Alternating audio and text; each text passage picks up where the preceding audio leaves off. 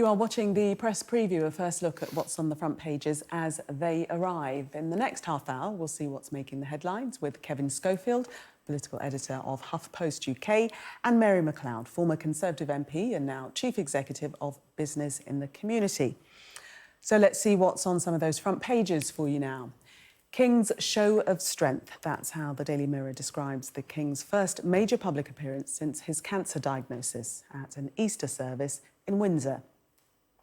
A similar picture on the front of The Sun with the headline, Return of the King. While The Express says when the King was told get well soon, he replied, I'm doing my best. The Eye reports that what it calls indecision at the Home Office risks scuppering Rishi Sunak's plans to deal with Channel migrants. The Guardian leads with analysis by Labour, which claims that the government's plan to scrap non-dom tax status is full of loopholes for the super-rich. The Times has figures which show that long waits in accident and emergency are responsible for 250 deaths every week. That's also the lead story in tomorrow's Mail. The Telegraph reports that councils are to double council tax for almost 80% of second homes. The Financial Times says companies are rushing to sort out their borrowing needs ahead of the US elections in November in case of market volatility and higher interest rates. And a reminder that by scanning the QR code you'll see on screen during the programme, you can check out the front pages of tomorrow's newspapers while you watch us. And we are joined tonight by Kevin Schofield and Mary Macleod. Welcome to both of you. Let's start with the Mirror, the front page there. The King waving and smiling. This is following the Easter service in Windsor today, his first public appearance since his cancer diagnosis. Kevin? Yeah, I mean, he's looking remarkably well, I think, considering he's currently receiving treatment for cancer. Obviously a very difficult time for the family with the Princess of Wales also getting treatment. And yeah, I think it's a good sign, isn't it? I think it shows, and certainly there's lines in the story to say that insiders are saying that he's responding well to treatment. And it, you know, from what you can tell in the picture and from the footage, you know, he does look, you know, as I say, remarkably well considering what he's been through and what the family's been through over the last few months. Yes, laughing and smiling there, seemingly in very good spirits, Mary. Yes, and it's wonderful to see those pictures today and that footage and him speaking to people there in Windsor.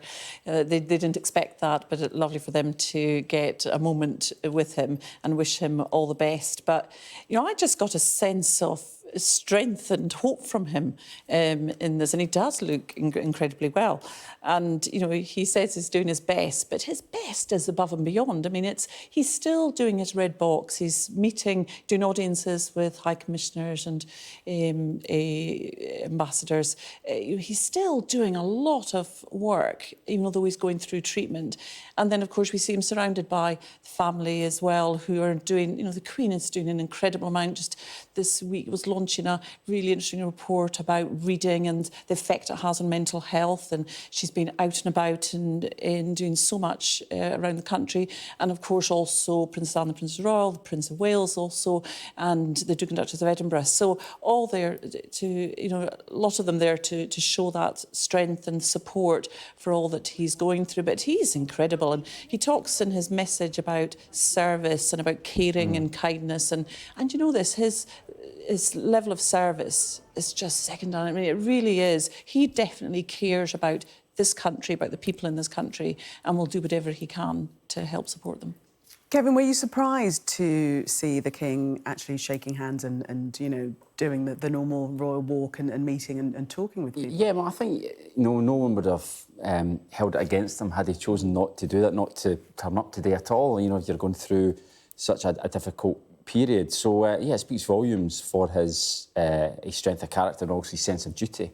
I'm sure there's people turning up today to catch a glimpse of him. Certainly weren't expecting a walkabout as well. And I think in advance we'd been told he'd be sitting away from other congregants, you know, just because of his, you know, condition and the possibility of, you know, picking up infection or whatever. But, you know, he's shown no ill effects at all today, getting out and shaking hands with people as if everything was completely normal, which, as I say, speaks volumes for his character. The royal editor for The Mirror suggesting that the King is clearly turning a corner.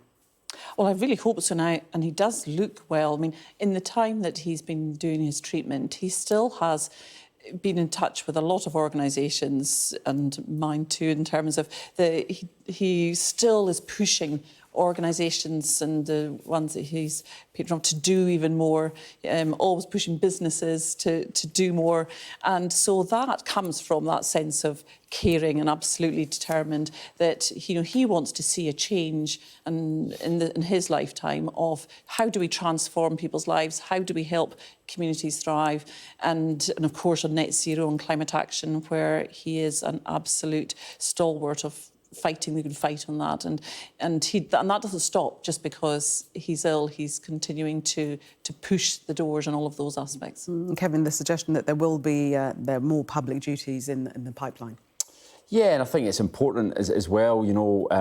Obviously, as I mentioned earlier, the Princess of Wales being unwell, the King being out of the public eye for some time as well, has left, I think, a feeling of uncertainty as far as the royal family is concerned. So, if he's up to it and the medical experts are telling him that he's fine to do it, then I think it is important for the country that he gets out there if he can. And he clearly wants to do that. He sees it as his sense of duty, a bit like his mother, really, who had that same sense of duty. Yeah, that's what we've heard, that he's been frustrated that he hasn't been able to get on with all the plans. Absolutely, because he's only been king for, a little over a year. I think by common consent, he'd got off to a very good start, the way it had gone. And obviously this has obviously caused a bump in the road, I guess you could say. So I can understand why you'd want to get out there if his health allows him to. But what it shows is that they are human. They have some of the same problems that so many families right across this country has when it comes to cancer. And we all know somebody or a connection, family friend who has cancer. And so people, I think, have just gone, actually, really amazing to see him out there, even although he's going through his treatment, and has brought just, I think, the strength and support for the King and the amazing work that the Queen and others are doing has brought it more to sort of their real life, probably. OK, let's move on to another story, and this is on the front page of The Guardian. Some analysis from Labour on the Conservatives' plans to ditch the non-dom tax status. And Labour is saying that they've found that it could save Rishi Sunak's family almost £250 million. Yeah, well, potentially, it says here. Obviously, there's a bit of a health warning because this is Labour Party analysis. Clearly, they are going to attack this policy, not least because it was Labour's policy, which the government nicked. And the budget now, I guess what Labour are trying to get across here is that this isn't the sort of full-fat version of ending non-dom tax status that Labour were proposing.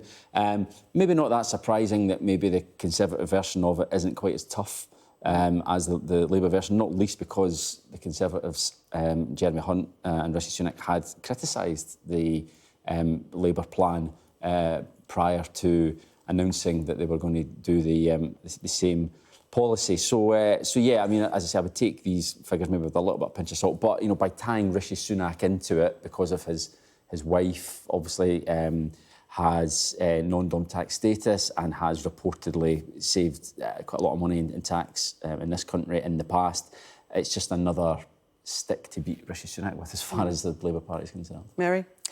You can tell it's an election year.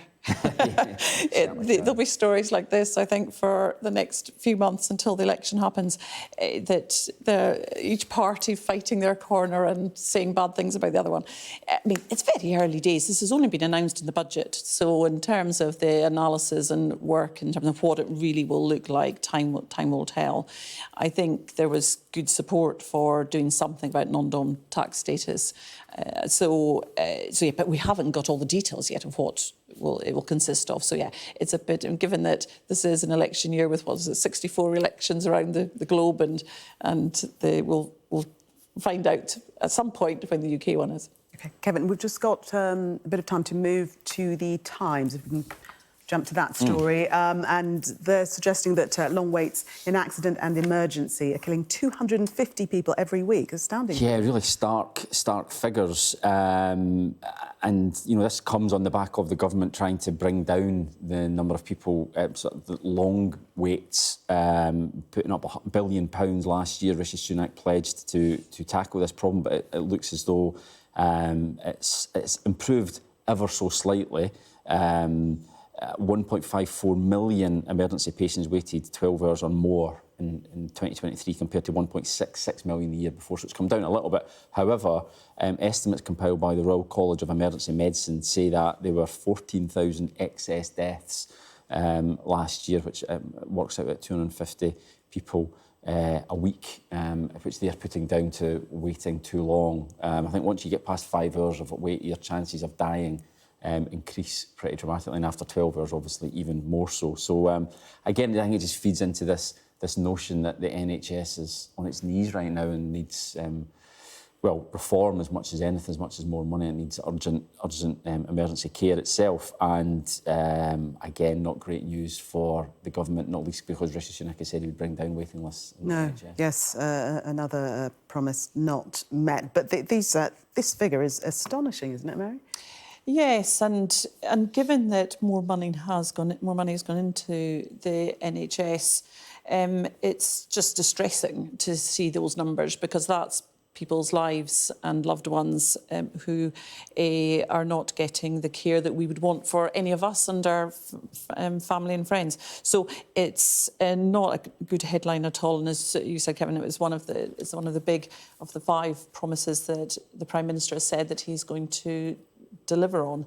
So there's a lot that needs to be done. Lots of governments talk about reforming the NHS, but it's something really important has to be done here, because we can't have these waits in A&E. This is not just planned surgery, or this is A&E, and so that intensive care and A&E, the initial entry into the hospital, has to be sorted to be able to save lives. OK. Mary and Kevin, for the moment, thank you. We are going to take a break. Coming up, is there another threat to Rishi Sunak's plans to deal with Channel migrants? We'll be discussing the story in the Eye after the break. Do stay with us.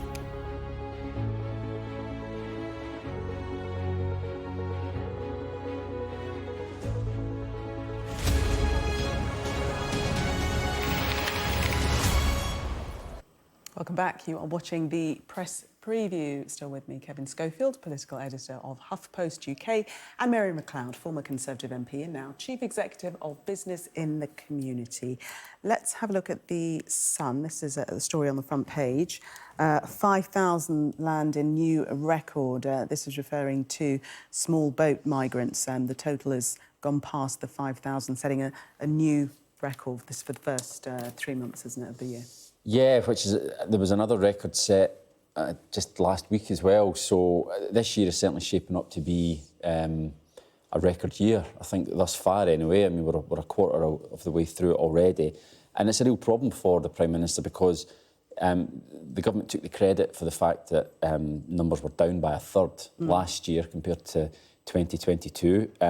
So therefore you can't really claim that it's not your fault when the numbers go in the opposite direction. And we're still to come into the summer, when traditionally that is when more make the crossing. It says here there was dozens more spotted doing it, make the crossing today as well. So I know, and I think when the history books are written on Rishi Sunak's time in office, I think the promise to stop the boats, that's one of the things that people will remember, the failure to keep that promise. He didn't have to make that promise. That was the strange thing. And when he made it, those 5 promises, that was the one that really stood out as the one that was going to be really difficult for him, because a lot of it is out of his control. And even if they get flights to Rwanda off, you're only talking about limited numbers compared to the amount that are coming day by day. So yeah, it's more grim headlines for the Prime Minister. Mary, the Prime Minister did say that he would legislate to stop the boat. So how damning are these figures in terms of his achievements and for the Conservative government? It's difficult. I mean, he it's not for want of trying, I think, because he has tried to do things to try and change this, but the numbers speak for themselves. It's and so the numbers here said 349 arrivals on Saturday. I mean, that's a huge number of people. Well, that's more than they're planning to fly to Rwanda. It's 300, I think, they're looking to get off. And there's the human story behind it too. I mean, how dangerous. I mean, the government again launched something else this week, which was to do a social media campaign because it worked for Albania to really try and get across the message how unsafe it is and that nothing's guaranteed when you get to the country. So they're trying things, but he will be judged on numbers, and he may have months yet to try and turn that around.